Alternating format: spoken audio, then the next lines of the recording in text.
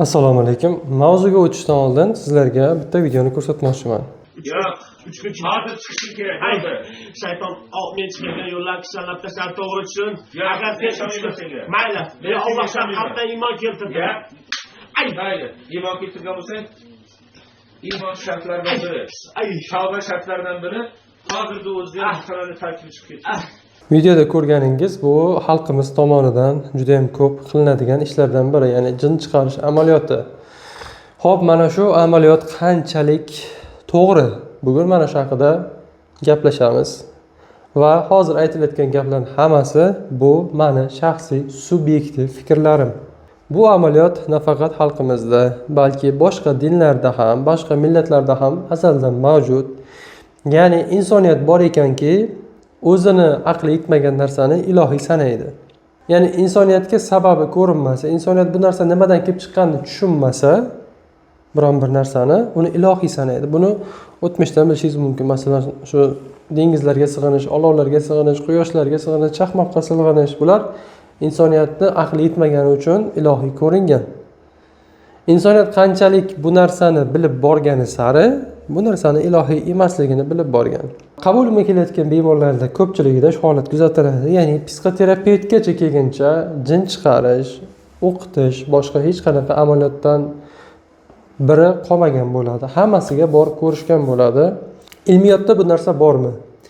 Ilm-fan bu narsani tasdiqlamaydi.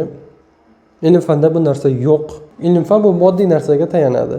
Ya'ni ko'rib, ko'rinadigan, ushlab biladigan narsalarga tayanadi. Lekin Qur'oni Karimda jinlar haqida aytilgan.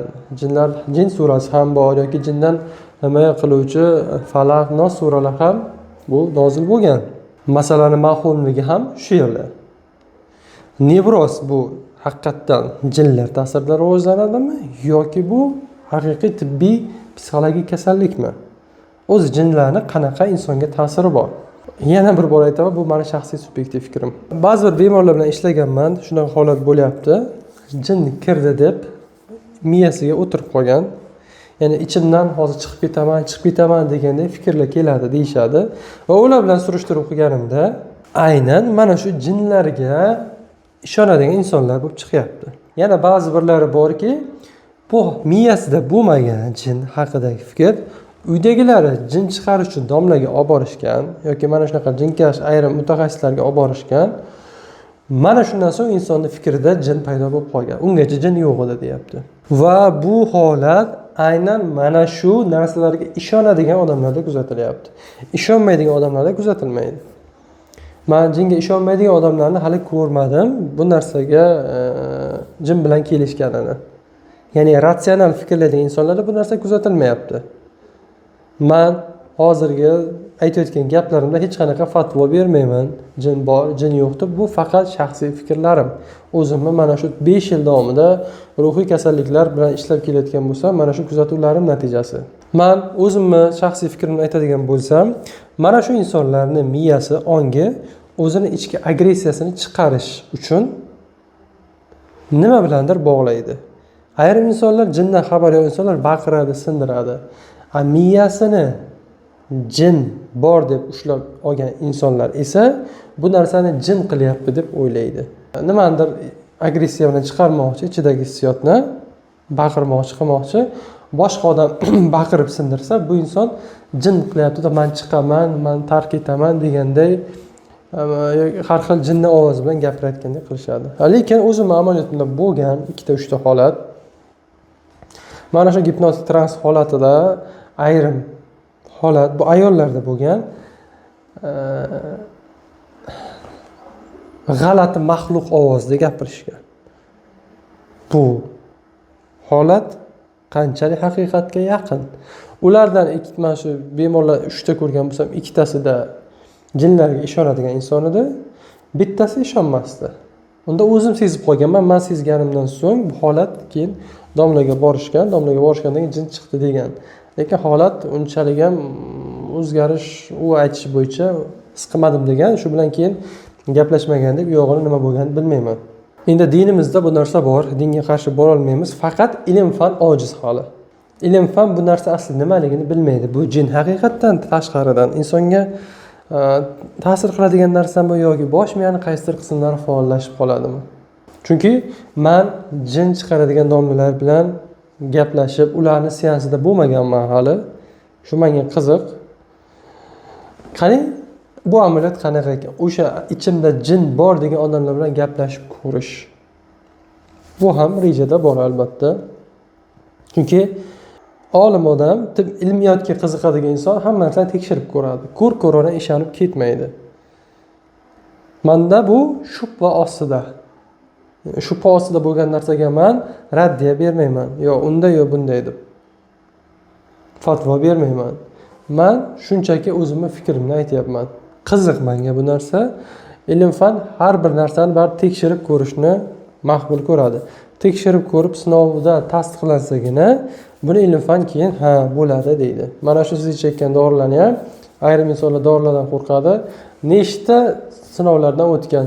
Mana shu sinovlarni yaxshi o'tgani uchun ham bular keyin amaliyotga mana shu sotuvga chiqarilgan. Bir vaqtlar yoshi katta insonlar biladi, ko'richak kasalligini yoshi mana shu ulug' insonlarimiz oldin bilishmagan.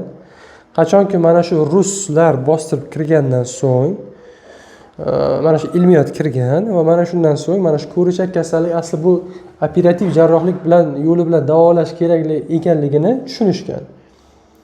Ungacha insonlar yer yumalab ilmiy ism nomi ismda yo'q bu kasallikni bir nima nom bilan atashgan. Ana shu yer yumalab odam og'riqdan yumalab chidolmay o'lib qolganda azobiga. Mana shunaqa bir kasallik bilan nomlashgan oldin bu kasallikni. Qanaydir jinlarga bog'lashgan. Qanaydir bir boshqa narsa. Aslida bu ko'richak bo'lib chiqqan. Ya'ni boya aytganimdek, inson miyasi nimaga yetmasa aqli, o'sha narsa ilohiylashtiriladi. Bu bor narsa. Va mana shu o'zidagi muammoni jinlarga to'nkaydigan yoki sehr joduga to'nkaydigan odamlarni nevrozdan chiqishi yanada qiyinlashadi. Chunki ular o'z mas'uliyatni o'z bo'ynlaridan soqit qilishga harakat qilishadi. Ya'ni men o'zim nevroz bo'lganim yo'q, meni xarakterim emas. Bu menga qilingan sehr. Bu meni ichimga kirgan jin. Ya'ni men aybdor emasman, men begunohman deganday o'zini oqlashga urinish bu.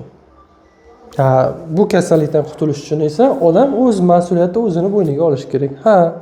Men sababchiman. Mana shu xarakterim tufayli, mana shu qilgan ishlarim tufayli, mana shu qarorlarim tufayli men bu kasallikka yo'liqdim. Ya'ni tan olish kerak. Qur'on oyatlarini o'qiganda ayrim bemorlar kelishadi, aytishadi, Qur'on menga ta'sir qilmadi deydi. Ba'zi birovlar uvoz solib baqirib qoldi. Har xil holatlarga tushyapti deyshadi. Men lekin his qilmadim deydi. Ular haqiqatan ratsional fikrlaydigan odamlar bo'ladi. Boyagi insonlar bilan, ya'ni o'zini yo'qotib qo'yib, bir g'alati harakatlar qiladigan insonlar bilan to'g'risi men hali suhbatlashib, ularning seansiga qatnashib ko'rganim yo'q. O'shanda ko'rib, o'zim tahlil qilsam, albatta video chiqaraman. O'shanda o'zimning subyektiv fikrimni bildiraman, lekin biza baribir ilm fan odamimiz, hamma narsada ilm fanga tayanishimiz kerak. Ilm fansiz, ilm fan bilan biz shu yergacha keldik. Mana ilm fan bilan mana shu ilm fanni natijasida siz meni ko'rib turibsiz qo'lingizdagi telefonda.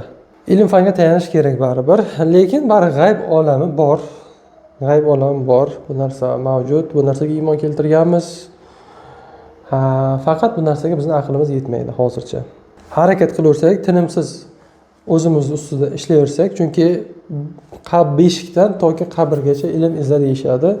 Tug'ilganimizdan to yoshimiz o'tguncha, ya'ni qarib qolganimizcha o'limimizgacha ilm izlashimiz kerak. Qancha ilm izlab borganingiz sari shuncha hech narsani tushunmasligingizni anglab borasiz va qancha ko'p narsani bilsangiz, shuncha bu dunyoda yashashingiz osonlashadi.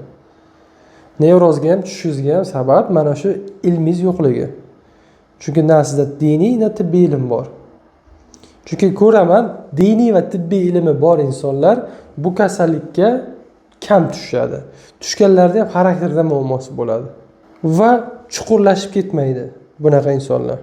Ko'rmadim men chuqurlashib ketgan. Murojaat qilganlar bo'lgan, ham diniy, ham tibbiy insonlar, ya'ni tibbiyot shifokorlar, lekin chuqurlashib ketmaydi ular, chunki mana shu bilim ularni asrab turadi. Ikkalasi ham bo'lmagan inson chuqurlashib ketadi. Buning ustiga xarakterida muammosi bor inson juda ham chuqur kirib ketadi. Genetikasi bo'lsa o'lgan ustiga tepgan bo'ladi. Ya'ni hamma narsani biz albatta o'lchab ko'rishimiz kerak ilm fanda. Mana shunda biz xulosa qila olsak bo'ladi. Ko'rona menga jin tegibdi, menga unaqa bo'libdi, meni sehr qilib qo'yishgan deyish xato. Qachon ishonsak bo'ladi bu narsaga? Qachonki inson o'z-o'zidan yaxshi yuruvda hamma narsa birdaniga yomon bo'lib qoldi. U haqiqatan bo'lishi mumkin, lekin jin kirdi deb meni qabulimga yoziladigan bemorlar anamnez yig'sam, hayoti stresslarga to'la bo'ladi. Stresslarga to'la bo'lib, oxir nerv sistema charchaydi, nevroz bo'lgan bo'ladi. Buni jinga bog'lash mutlaqo xato. Qachonki mantiqa bog'lasa bo'ladi, hammasi ideal darajada zo'r. Hech qanaqa muammo yo'q. Birdan hayot yomon bo'lib ketdi, ruhiy holati o'zgarib qoldi. Buni bog'lasa bo'ladi. Chunki buni bog'lashga ham sabab, chunki buni biz tagiga yetmaganmiz. Shu bog'lashimizga sabab bo'la oladi.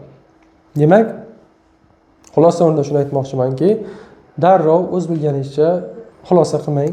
Avvalambor tibbiyotga tayaning.